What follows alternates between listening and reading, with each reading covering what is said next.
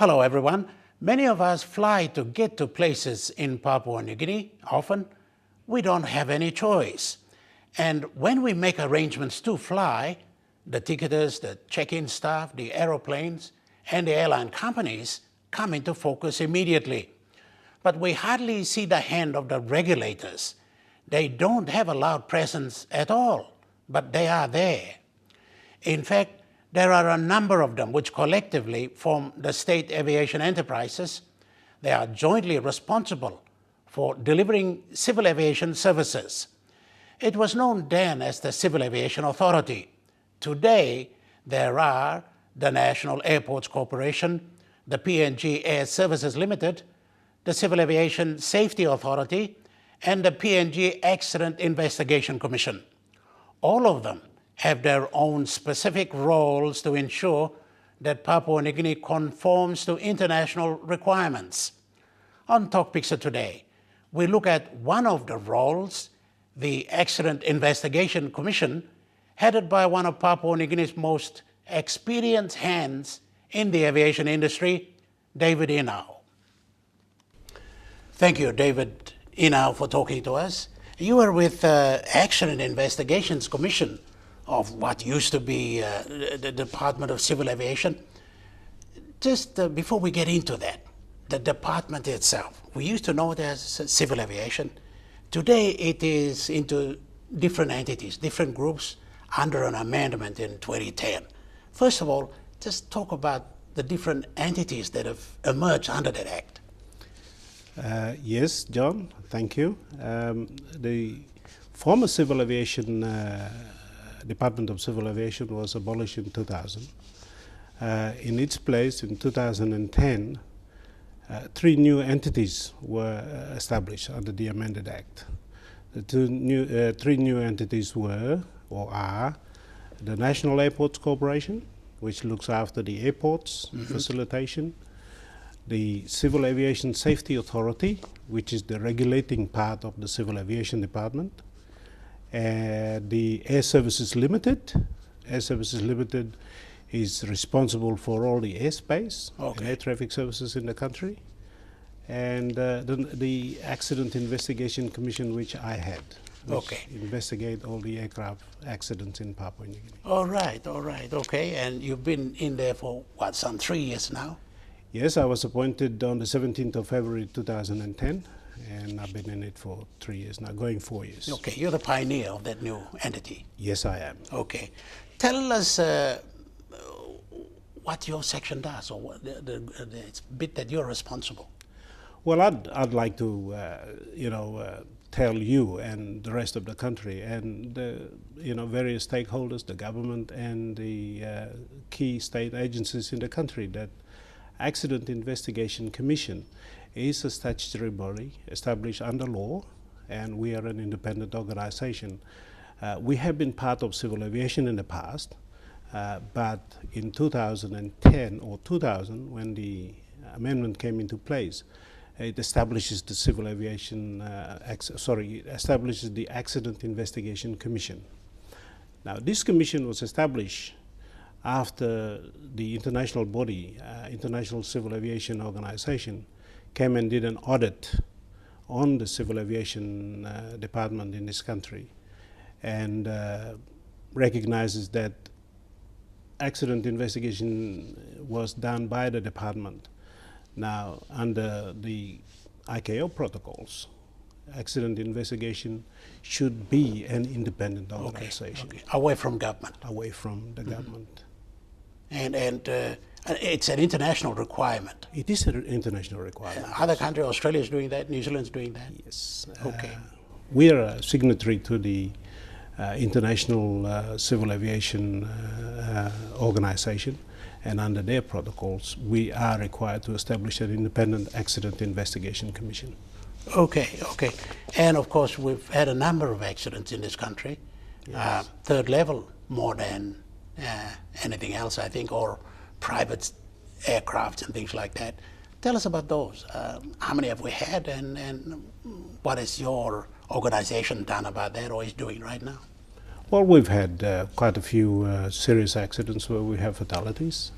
When I took office in 2010, I walked into the Misamar crash where 4 people were fatally injured in that crash.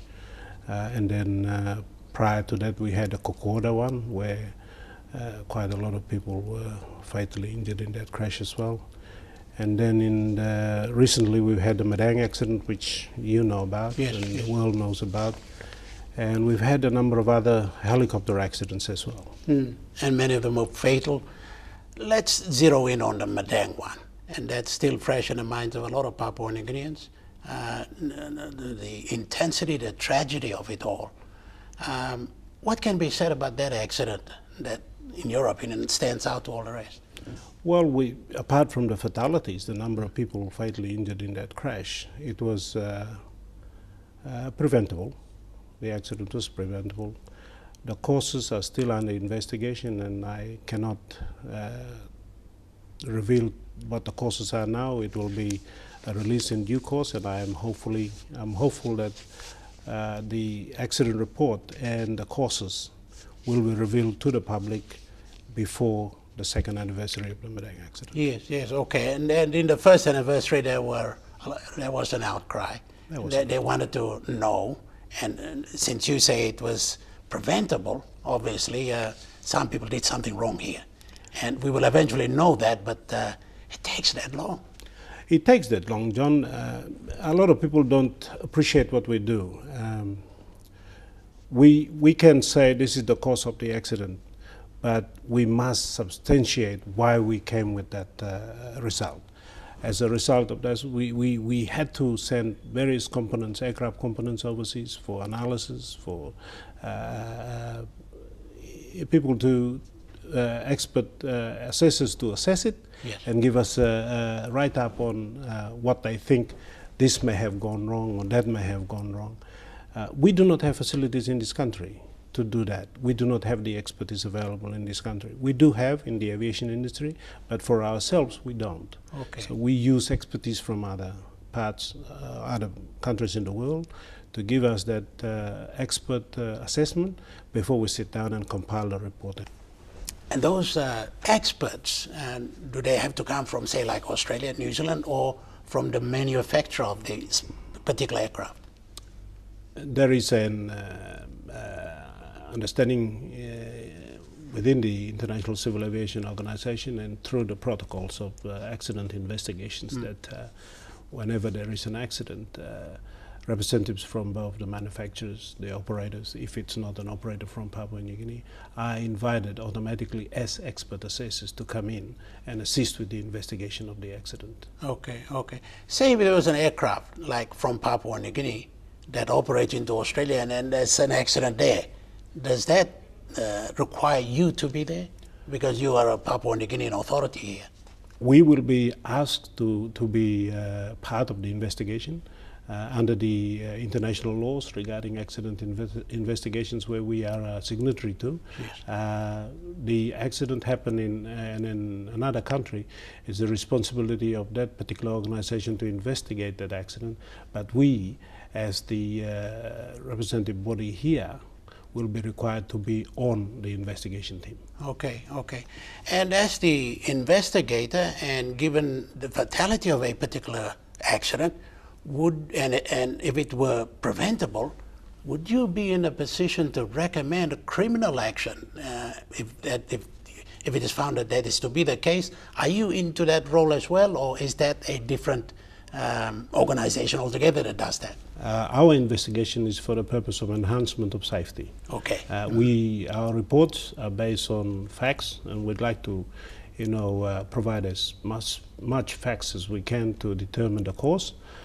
We produce a report to enhance safety, to make recommendations to the regulators, to ensure that certain practices are developed to prevent similar accidents from happening again. Okay. Has there been a case that you've had to do that from an accident in PNG? We've had, as I said, since I took up office in 2010, we had a Kokoda accident where the twin otter ran into terrain. We made recommendations that ground proximity warning systems are fitted to aircraft, turbo multi-engine turbo aircraft, to assist the pilots to see that they're close to the ground so that they can take evasive action or fly away from the ground. So that has been implemented through Civil Aviation Safety Authority. So there has been some rationale in the creation of the office, I suppose, of Investigations Commission. Oh yes, there has been, John. We would like to do more. We are at this stage building the capacity in AIC, Accident Investigation Commission, and in due course would like to be participants in not only domestic but international accidents where we sign agreements with certain similar bodies like us, where we can learn from their investigation processes.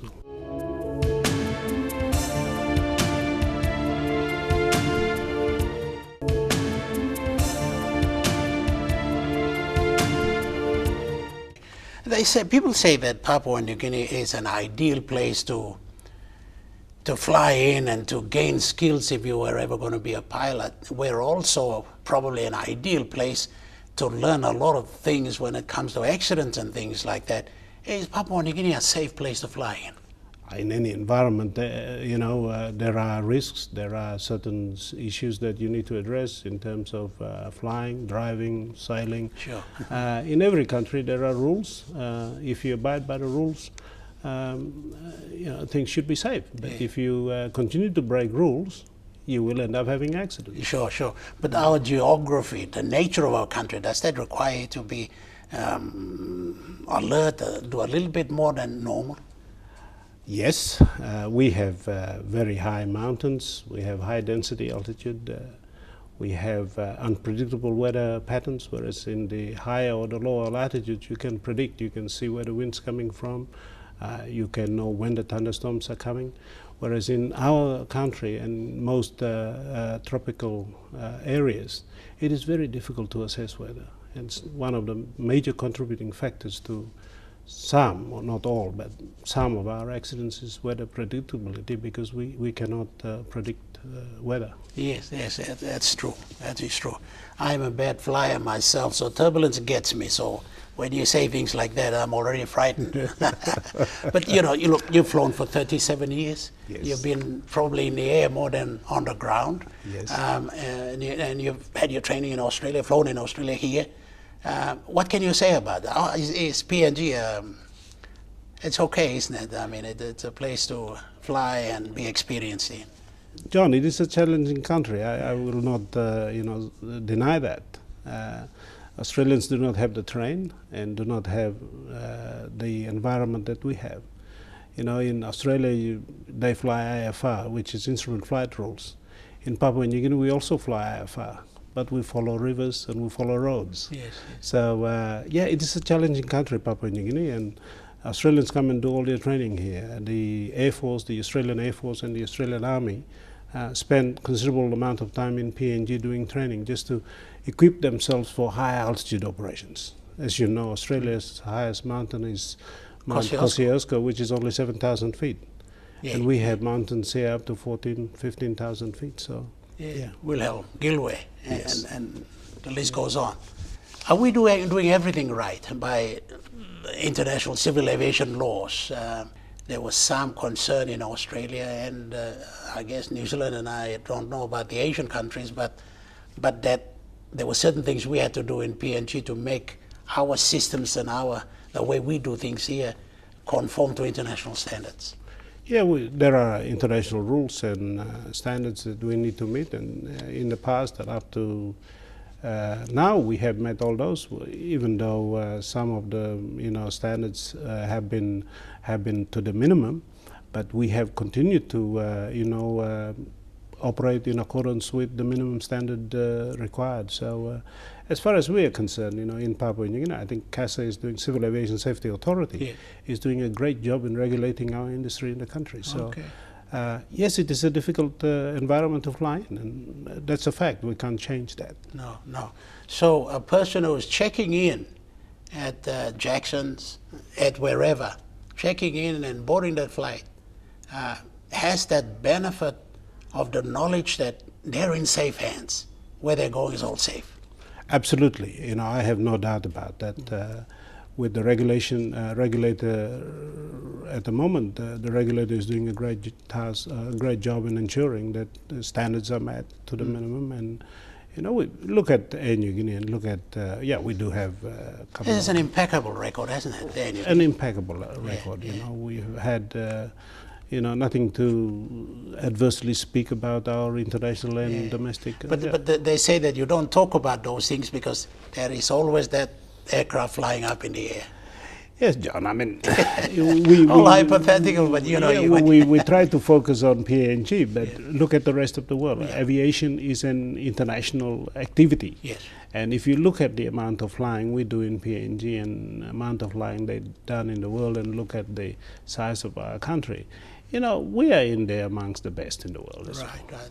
Are we a reference point for some other countries in terms of safety and regulations? Yes, we are. You know, the amount of flying we are doing in Papua New Guinea, especially with the increase in the exploration work and increase in mainly the exploration work, the aviation activity has increased. And compared to the number of hours we're flying in this country, I think our record stands tall in amongst the rest of the and world. that will be for a long time, I guess. I mean, you and I know there are no roads in this country that links our societies, our provinces, so that will be there for a long time. Yes.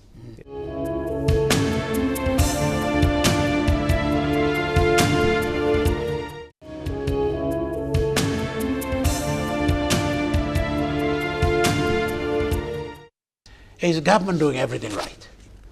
Government is doing what it's supposed to be doing in accordance with you know, our international obligations.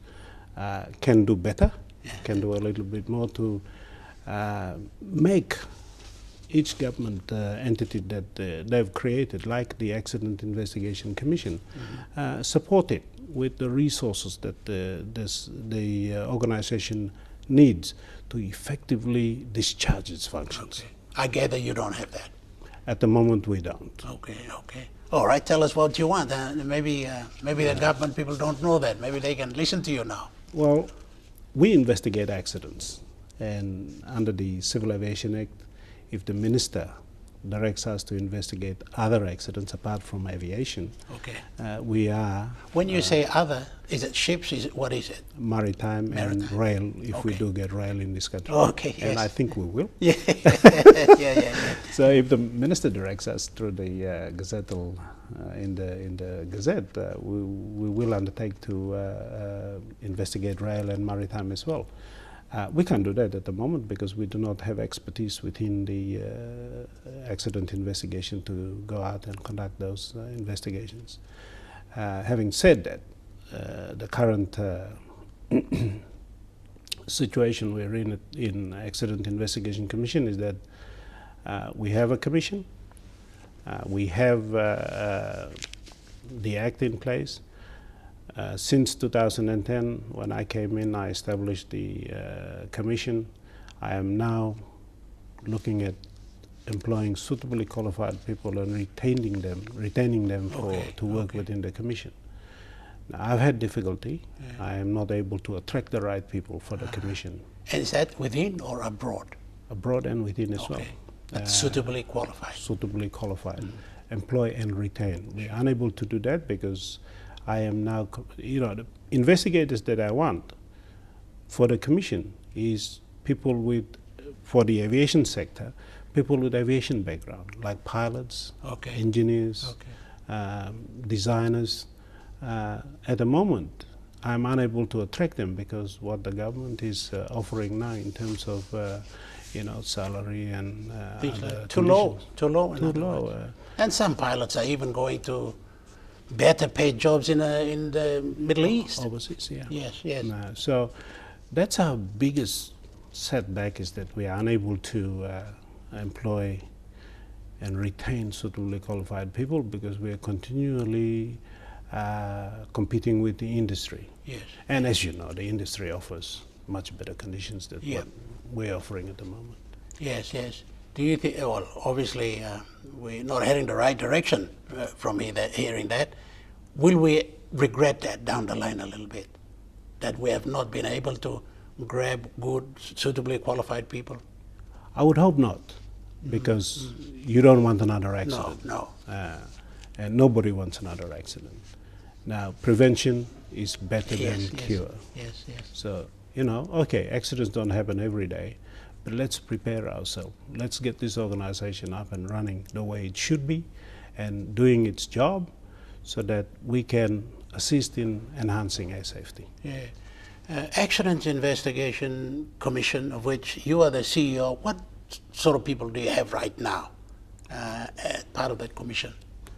Right now, we've got investigators. I have one air traffic controller, I have one helicopter pilot, one engineer, and I also have an advisor from Australian Transport Safety Bureau. And all of them, no doubt, like you, will have flown fixed wings and choppers and things like that?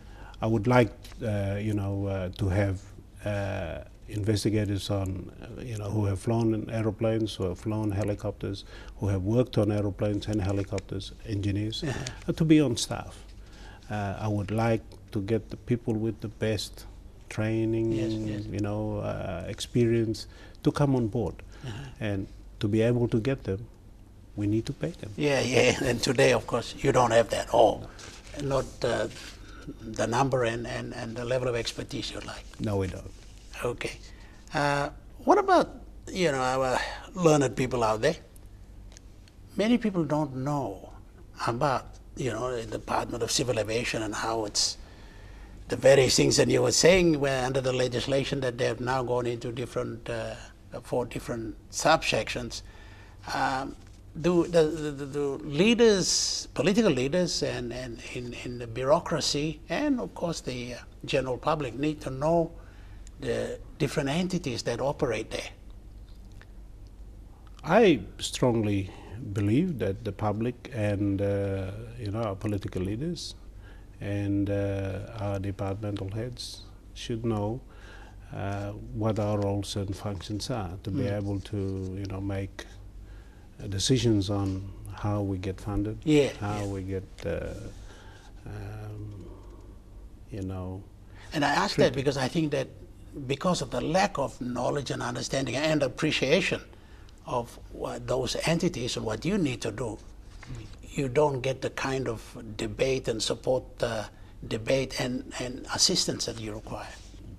That's true, John. I give you a classic example. We went for budget submissions, and when I stood up to ask for or to deliver our budget submission, they said, who are you?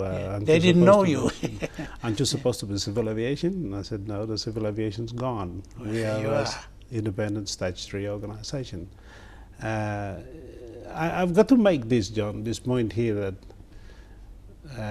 I am the head of a government organization.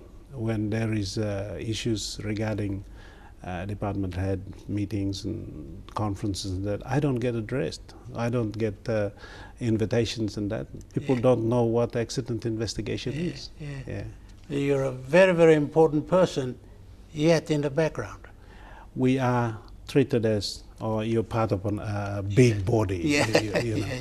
So, but I'm working on that. Hopefully, people will get to know about our functions and roles, and hopefully, have some regard for what we do. And well, I just hope that after this program today, that Papua New Guinea knows about you, about the role you play, the important role you play, and particularly the leaders. And so we are running out of time, and I thank you very much for being part of the show. Thank you, John. It's a pleasure.